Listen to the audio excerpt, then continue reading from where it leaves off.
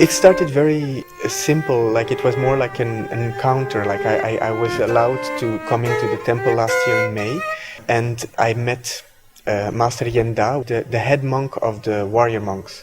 And he's a monk, but he's actually also a calligrapher, he's a musician, like you could feel that he's an artist. And so when he met me, I could feel that he was interested in the art form of choreography, and that he was kind of intrigued by what I was doing, and he was like, maybe you could do something with us. We're not dancers, but maybe you could make something with some of the monks of the temple, and we'd be very open to welcome you and let you experiment and explore something with us, because we're very curious and interested in the outside world. What drew you to Kung Fu in the first place?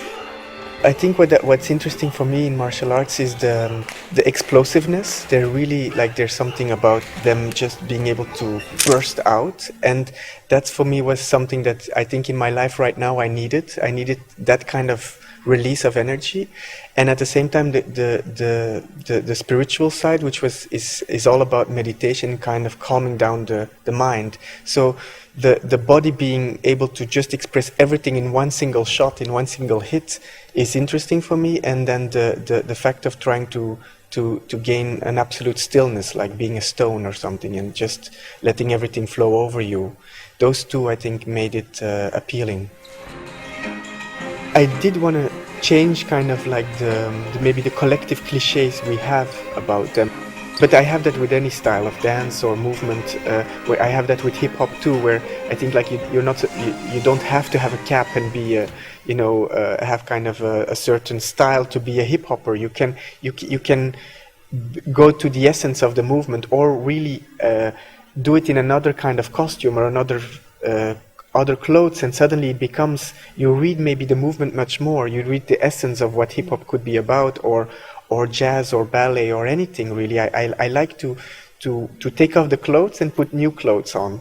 And so with the Kung Fu I wanted to do the same. I was really determined to kind of bring it to another, to just give it another aesthetic, because I felt sometimes the aesthetic overthrew the Kung Fu.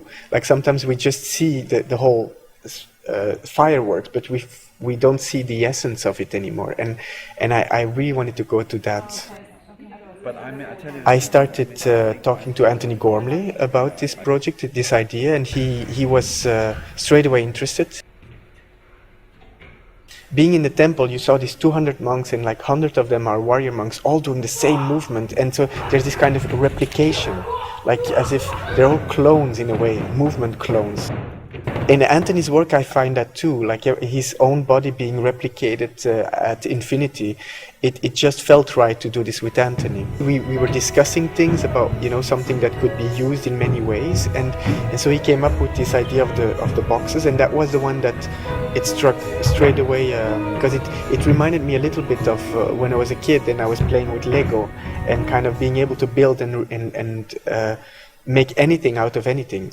And so these blocks suddenly became like a toy, a really big toy that I could bring to China, to the monks, and be like, let's make this together. And then they'd be like, oh yeah, that's beautiful, okay, we'll try. And then, all 16 of them would be working together to make it possible. And then slowly I'd start choreographing the making. So I'd say, it's more nice if you go around there, and if you go do this. And so it was like architecture, and like playing, like just playing with really big toys.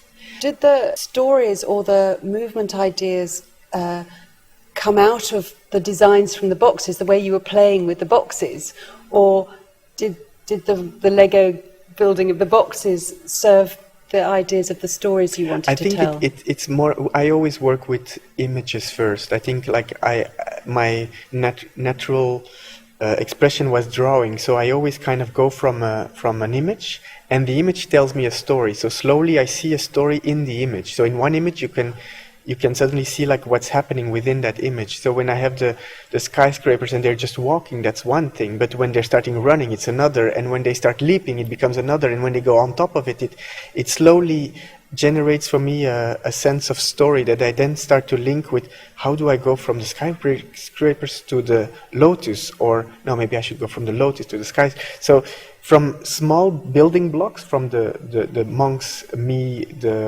the boxes to the big building blocks, because then the lotus flower also becomes a building block, and the skyscrapers also. So these scenes also have to be built on top of each other to create a piece. So I always go from detail to a performance, to a full performance. Sometimes certain scenes, like the last Kung Fu scene, it was developed quite early in the process, and I tried to many things, but I felt like this scene is the most profound for me at the end. It made the most sense because it's really cleaning the space, and it just gives room for the Kung Fu, for the essence of it, and so it kind of demanded to be the end, and then other things demanded to be the beginning. The maze I knew had to be somewhere in the beginning. It didn't make sense to do this at the end. It was something that just fitted as an entrance.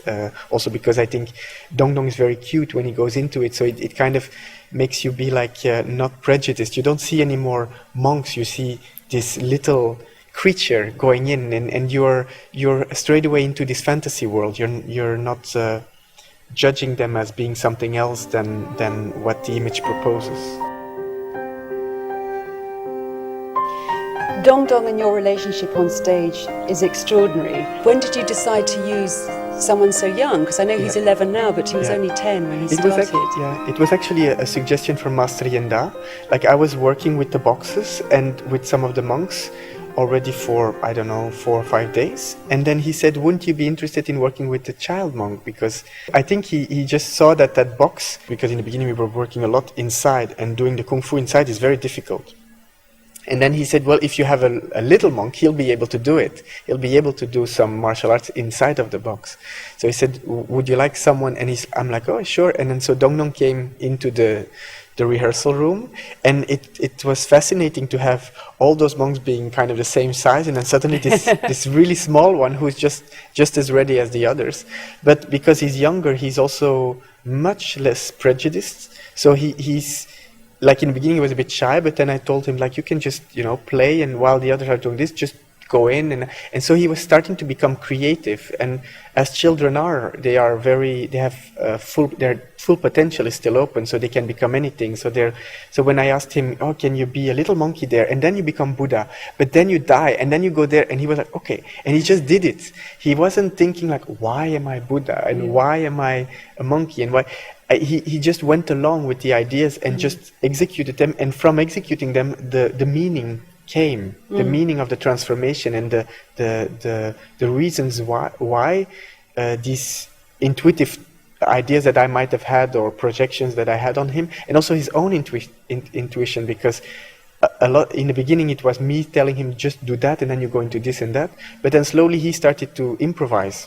And even our duet that we do in the box, it is half improvised, because every day he comes to me and he's like, today, well, he doesn't speak English, but he shows me, like, he does a movement like, I do this, and then you go with your head against me, and then I go there with your foot, and then, so he's guiding me and telling me what to do, which I think is quite fun to as a choreographer, to be like, okay, I'll listen to this 11-year-old who's telling me what the choreography should be. At the end, when they're actually dancing together to the music, was that strange for them to suddenly be more like dancers in a conventional Western sense? It's interesting that you see it as a dance sequence, because for them, they're just doing their Kung Fu 11 traditional forms that I kind of, together with the team leader Huang Jiahao, we worked on.